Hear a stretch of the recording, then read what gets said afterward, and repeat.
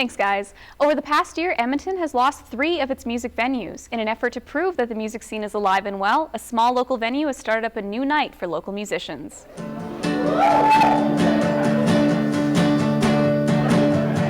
Bohemia is under new management at a local new location downtown. On Tuesday evening, they started up their first night for acoustic drop-in musicians. It's good to just come out and support what we have. We don't want to lose any more, right? So we've got a great thing here, and we've got to keep it going, keep it rolling, right? Keep the music going. So. All the venues that are left to mean a lot to the music scene that we have here. Bohemia is hopeful that there will be enough interest to maintain the acoustic night.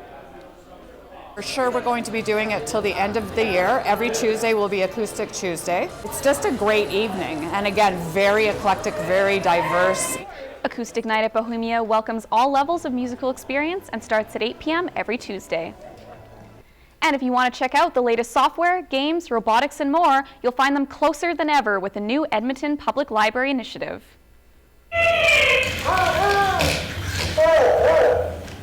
After opening its doors at the Stanley A. Milner Library in 2013, the Makerspace has become an important place for city residents to learn and play with new technology. Now some local branches are opening pop-up makerspaces in an effort to access other communities. It was important for us to have more opportunities for people who maybe can't travel downtown.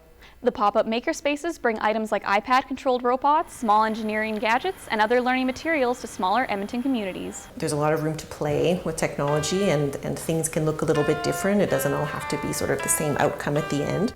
Those interested in attending a pop-up makerspace can visit the EPL website to find dates for your local branch. And Halloween may be over, but that doesn't mean Edmonton's sweet tooth is gone. A local candy store is offering a new service that will make satisfying that craving even easier.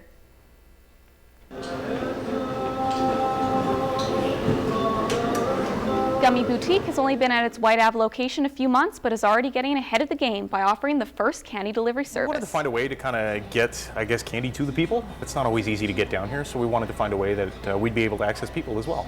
Using the online service Skip the Dishes, folks are able to order their heart's desire right to their doorstep. We try to sell the more popular things, the bulk of things, bulk candy, some chocolates. We also have 5-pound gummy bears as well for those who are very brave. Having already received a number of orders since beginning the service early last week, Gummy Bear Boutique is looking forward to adding more selection for the all-out candy lovers out there. And while we're on the subject, there's something strange coming out of Japan in this week's viral video.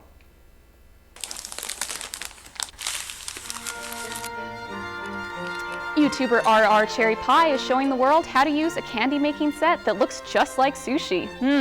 This video has an impressive 17 million views. That's an awful lot of people interested in candy that looks like raw fish.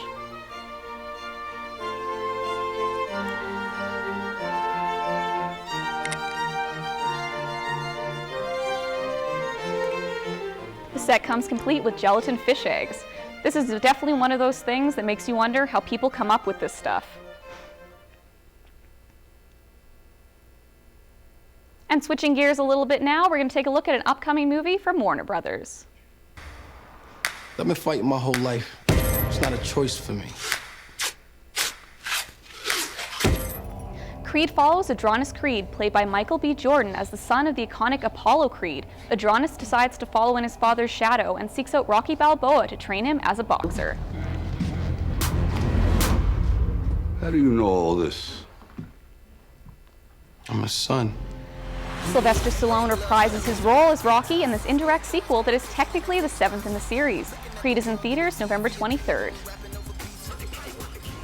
And if you want to win passes to see Creed, tweet us your favorite Rocky movie for your chance to win. And that about wraps up entertainment for what's new and exciting this week. Thanks for watching.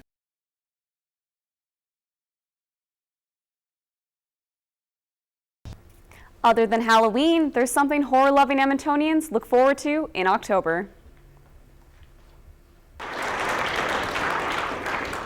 Local horror and alternative film festival Deadmonton began on Tuesday and is returning to the city for its 8th year.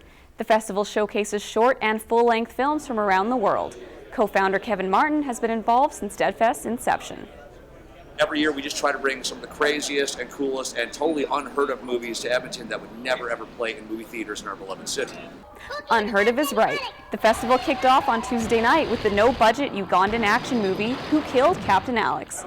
The Film Fest also features merch like t-shirts, movies, and this year we'll be hosting a very special guest. Best part about this year is our guest of honor is the legendary Henry Rollins, former singer of Black Flag. Dead Fest runs until Sunday, and tickets are available at the Metro Theater and online. The horde of zombie movies just keeps coming. Warning, this trailer is not for the faint of heart. Scout's Guide to the Zombie Apocalypse follows 3 scouts as they try to save their town from the undead. The sheep bend nut. It's impossible to break. Pretty handy. I'm a scout. Like an actual scout? Yeah. The trio joins forces with a cocktail waitress to wreak mayhem on the infected. Tonight, we're gonna show them what being a real scout's all about. We're just gonna stay in here, or we're gonna go save the world.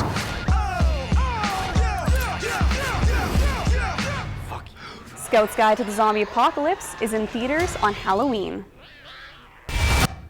Want a chance to win some Scout merch and passes to this R-rated flick? Tweet us your favorite zombie movie at Nate Newswatch. And if you haven't yet tracked down that perfect Halloween costume, don't worry, there's still time.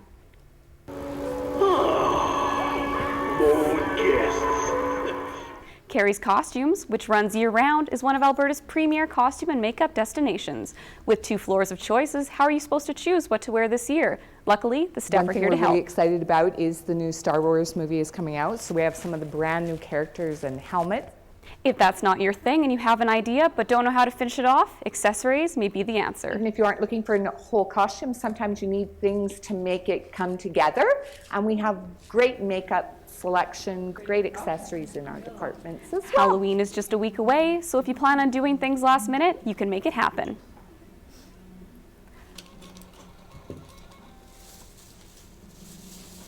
There you go. Thank you. A Canadian musical treasure treated the city to a show Tuesday evening.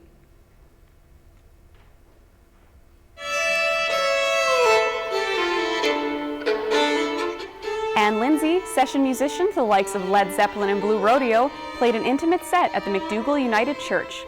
Lindsay played a mix of original and popular tunes on a variety of instruments, from the violin, to the piano, to the Scandinavian violin.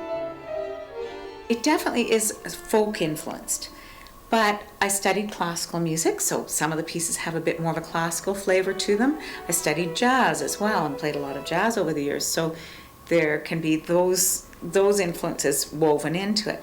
Lindsay is well received in Edmonton and will continue to spread her gifts on her North American tour.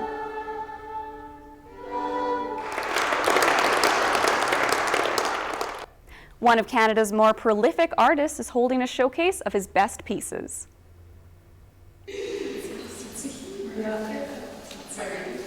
Chris Cran has been an artist in Alberta for over 40 years. His style spans a spectrum from surrealist to modern to experimental.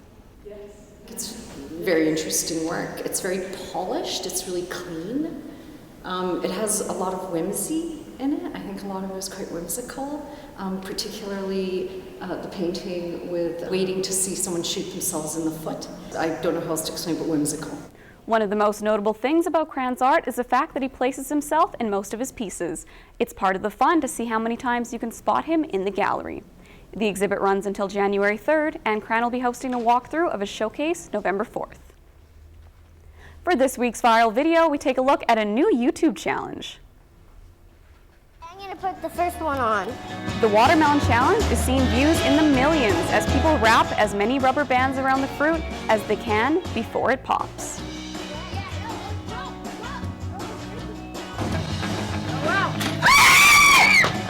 If you're up to the challenge, be sure to wear goggles.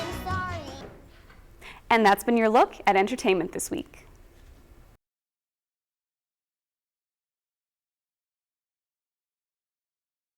Samantha Marcellin joins us live from our news center with more on that story. Thanks, Brennan. Team Nate is making waves and holding their own at their recent participation in the internationally genetically engineered machine competition. The competition intends to create a handbook for the information on synthetic biological sciences. Team Nate competed in Boston this past September in the second annual iGEM competition. The team was up against stiff competition in the developing world of synthetic biological sciences. There's 3 levels. There's the high schools, there's overgraduate and undergraduate. So we competed in overgraduate. The student team got a chance to meet students from around the world, and they agreed that networking was one of the biggest advantages to attending the competition. Well, that's the biggest thing. You got people coming from all over the world, come together to know you're on the same level as those people and working alongside those as your peers. That's good. The team of 6 came together in May, coming from varied backgrounds such as nanotechnology, mechanical engineering, and biological engineering to put NATE on the map for scientific achievement. The experiment Team NATE conducted was to determine whether or not a new color marker could be developed to mark protein in DNA. In simpler terms, the team intended to make it easier for scientists working with protein to mark and catalog new and existing protein in their research. Abby Goddard is a nanotechnology student and one of the founding members of Team NATE.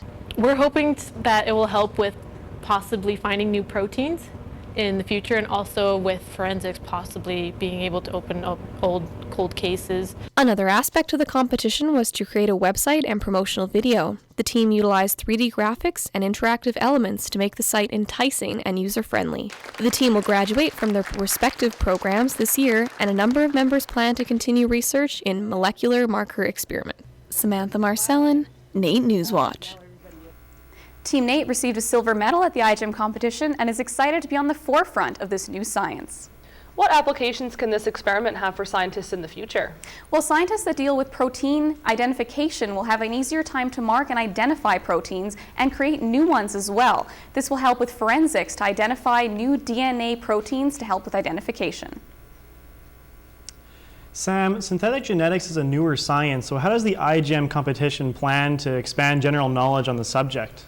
Well, basically, they're looking to create a handbook full of experiments and information for people that are interested in the science in the future, as well as current students. Thanks, Samantha. That's Samantha Marcellin reporting live from our news center tonight.